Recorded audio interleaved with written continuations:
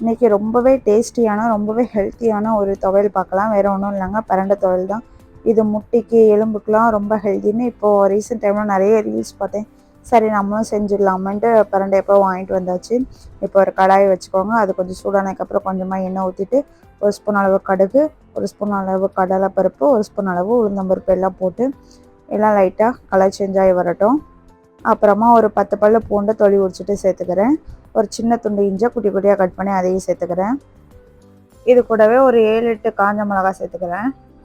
காஞ்ச மிளகா லைட்டாக ஒரு சைடு கலர் சேஞ்ச் ஆனதுக்கப்புறமா ஒரு 2 பல்லாரி வெங்காயத்தை குட்டி குட்டியாக கட் பண்ணிட்டு அதையும் சேர்த்துக்கிறேன். இது கூட கொஞ்சமாக கருவேப்பிலை வாஷ் பண்ணிட்டு சேர்த்துக்கலாம். வெங்காயம் சீக்கிரமாக வதங்குறதுக்காக கொஞ்சமாக கல் உப்பு சேர்த்துக்கிறேன்.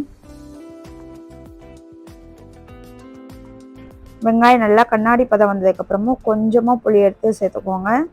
இப்போ இது எல்லாத்தையும் நல்லா கலந்து விட்டு ஒரு 2-3 நிமிஷத்துக்கு வதக்கிக்கலாம். நல்லா வதக்கினதுக்கப்புறமா இதை ஒரு தட்டில் மாற்றி ஆற வச்சுடுங்க. அப்புறமா அதே கடாயில் இன்னும் கொஞ்சம் எண்ணெய் ஊற்றிட்டு அது கூடவே 2 பச்சை மிளகாவை கீறிட்டு சேர்த்துக்கோங்க. கீராமல் சேர்த்தா பச்சை மிளகா வடிக்கும், அதனால் கீறிட்டு சேர்த்துக்கலாம். இது கூட இப்போ பிரண்டையே நல்லா சைடு இருக்கிற நார் அந்த இதெல்லாம் நல்லா உரித்து நல்லா க்ளீன் பண்ணிவிட்டு அந்த பிரண்டையை மட்டும் சேர்த்துக்கலாம்.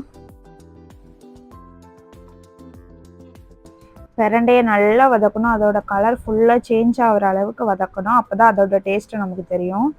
பாருங்கள், இப்போ பிரண்டை வந்து க்ரீன் கலரில் இருந்துட்டு கலர் நல்லா மாறி ஒரு மாதிரி எல்லோவிஷ் க்ரீனாக வந்துச்சு.